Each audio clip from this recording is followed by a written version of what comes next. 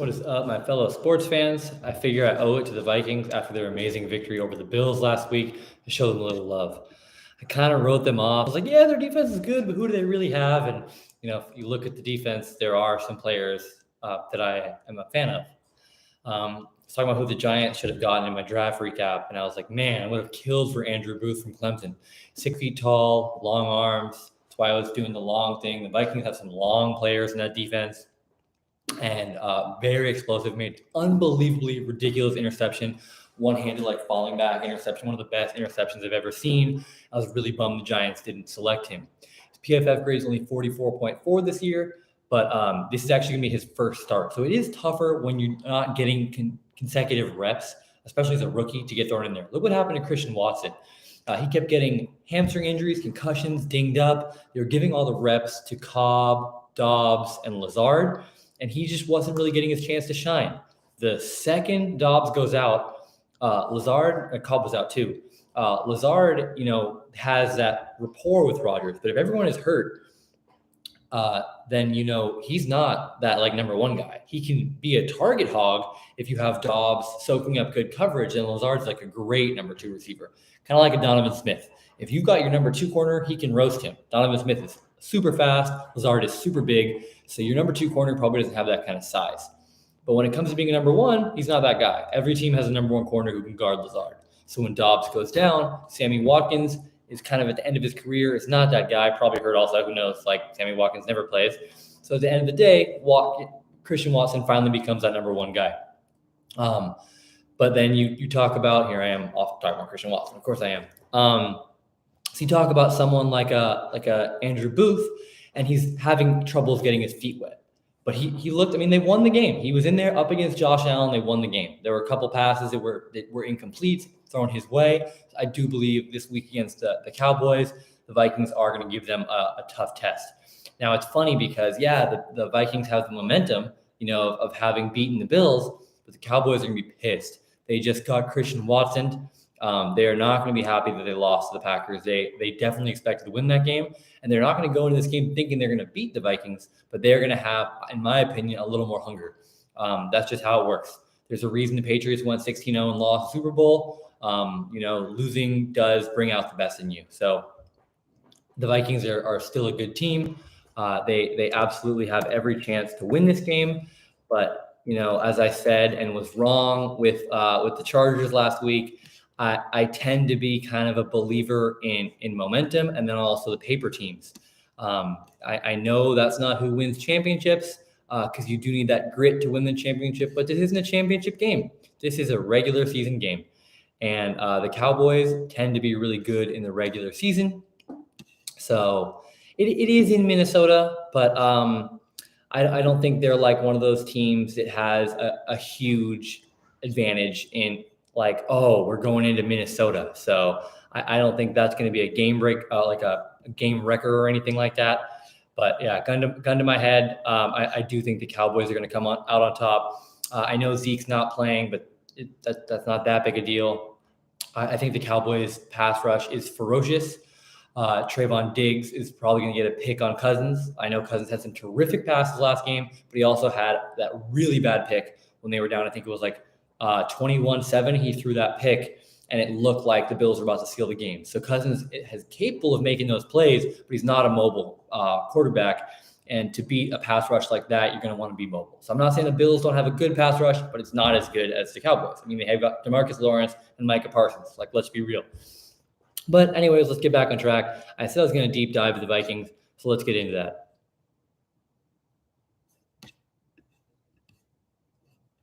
He says, struggling with tabs. I need that second monitor. I'm all about the second monitor.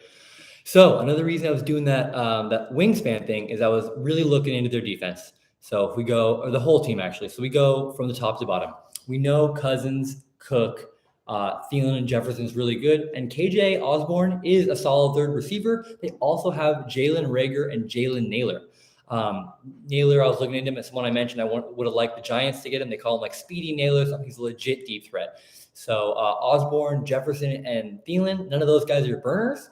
Of course, Jefferson moves well and has great body control, but Reagor and Naylor do move really well. So it's nice that they have them as their backups. CJ Ham is a legitimate great fullback, one of like top 3 best in the league.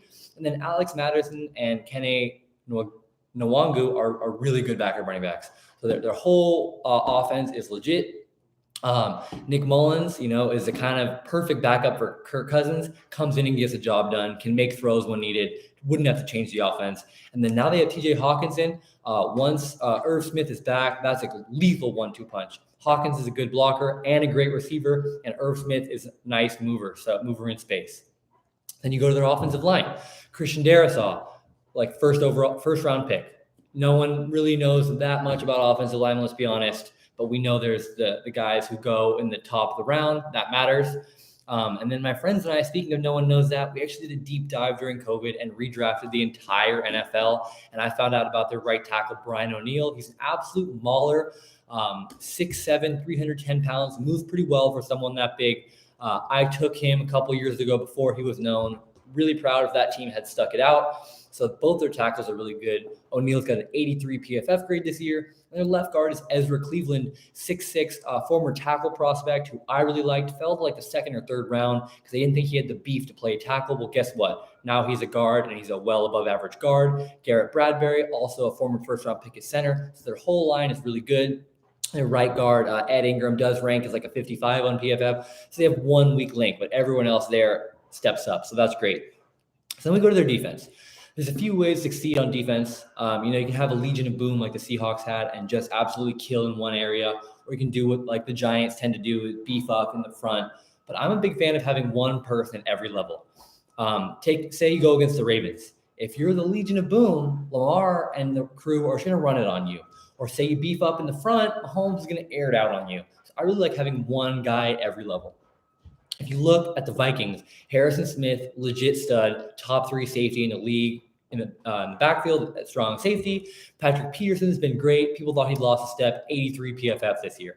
Bring it down to the linebackers. Their linebacker crew is legit. I forgot they got Jordan Hicks, not the fireballer from the Cardinals, but the other Jordan Hicks from the Arizona Cardinals. He was their captain. They didn't re-sign him because he asked for a little too much money, and now he's their weak link.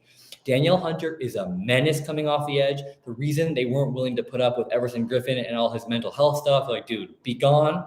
We will just make Danielle Hunter our number 1. Well, guess what? They signed Zadarius Smith from the Packers. Not only did they take away from the Packers, but now they've got one of the most lethal pass rush combos in the league, Zadarius Smith and Danielle Hunter. Everyone talks about how Justin Jefferson and Cousins were how they won. The real reason they probably won that game is Danielle Hunter and Zadarius Smith keeping Josh Allen uncomfortable. So you got those two on the edge, monsters. I mentioned Eric Kendricks. He's good. I'm a big fan of brothers. His brother, Mikael Kendricks, was an absolute combine freak from the Eagles. Just wasn't quite as heady as Eric is. So you got Eric, the heady, smart middle linebacker. Jordan is an athletic middle linebacker as well. And then 2 freaks on the edge.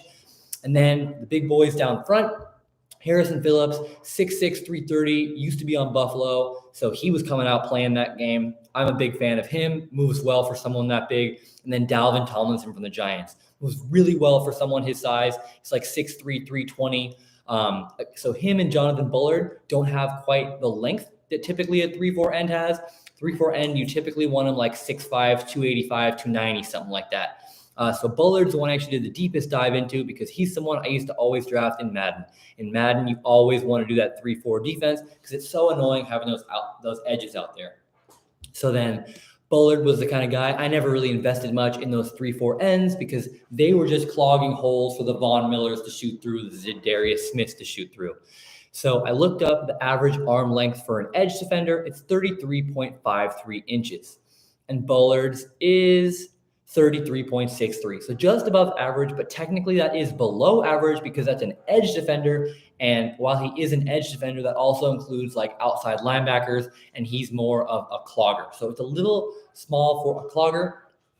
It says it's 57.6 percentile for an end, but it actually says by size for someone who's 6'3", 290, it's 67 percentile. So he does have slightly above average arms. And the hand size average is 9.86. His hand size is 10. So same thing, 56 percentile by size and by D end, both above average. His weight, 285 at the combine, now up to 290, 88% for a D end. But then again, that includes the 4.3 D ends. And that is, That's what you want to be at. And then his height, 6'3", 26th percentile for DN. So that is a little short, but that's really the one area of concern where it's like concerning. His 40-yard dash is slow. His 20-yard dash is slow. Let's be honest, that doesn't matter for them. They're getting down in their hand and exploding. And his 10-yard burst is 1.65 seconds, which for a D end is 76th percentile. So that includes 4.3 D end like a Cliff Averill who's shooting out of a cannon. I don't know why that's who came to my mind. So like 7 years ago, but he's being compared against some smaller DNs out there, and 76th percentile for someone at his size. This is back then. He was 285 pounds. He's a little bigger now. 98th percentile. So Bullard does his job. He gets there. He's big enough. You can't run his way, and he is able to push people back, do a little bull rush, and create space for Za'Darius and Danielle Hunter to get the job done.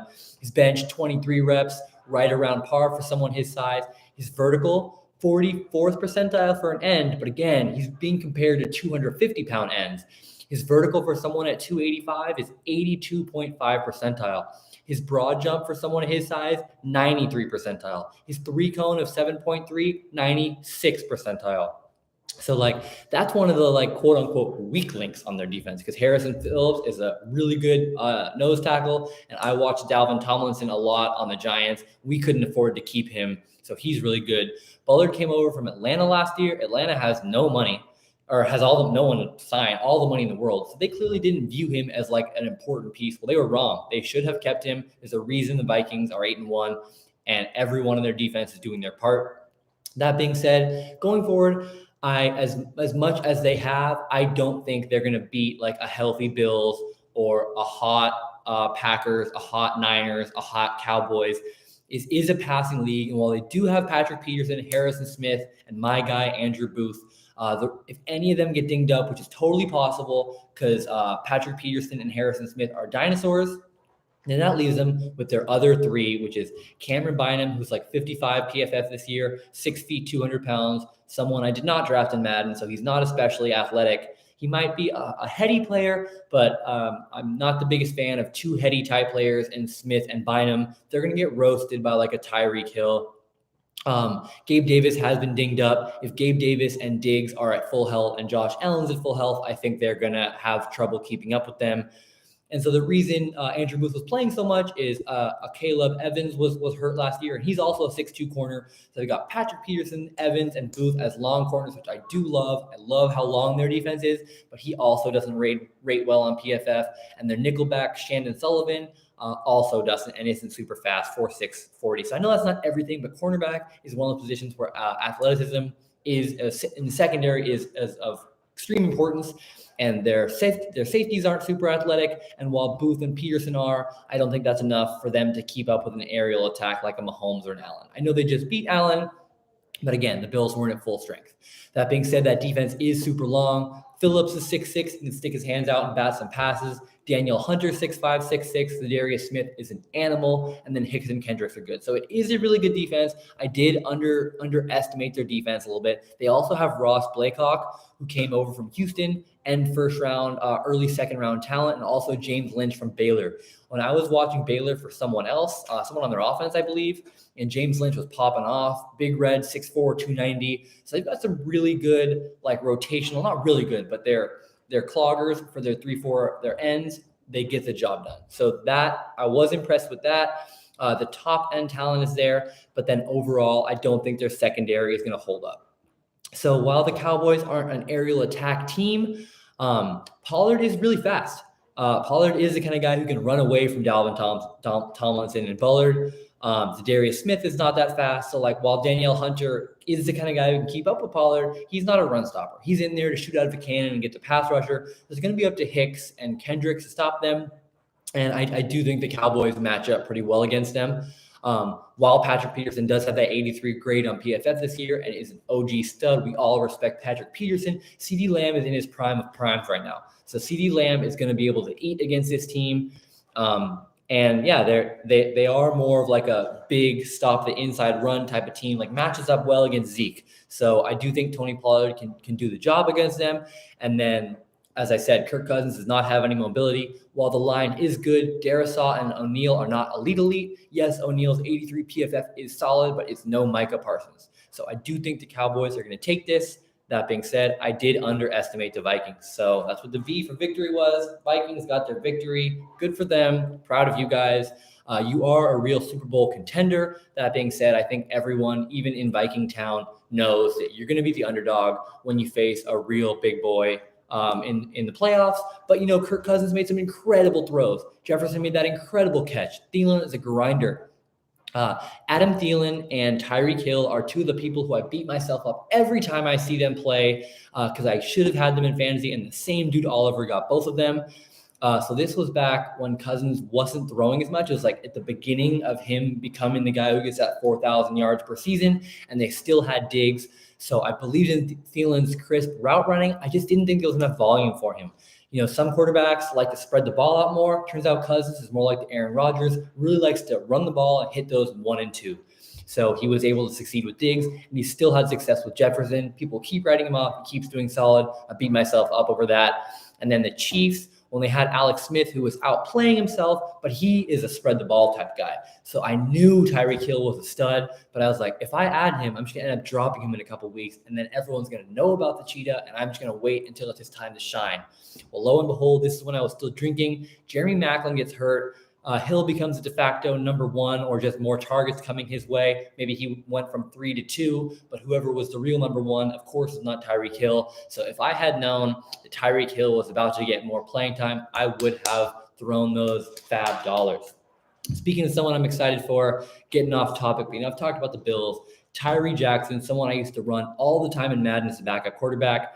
At the end of the season, you get to add those development points, and you can bring up someone's awareness from like 40 to 80. Tyree Jackson, 6'7", 250 pounds, 4.55 40, excellent arm strength. None of that arm strength matters now he's a tight end for the Eagles, but he's like Logan Thompson on steroids.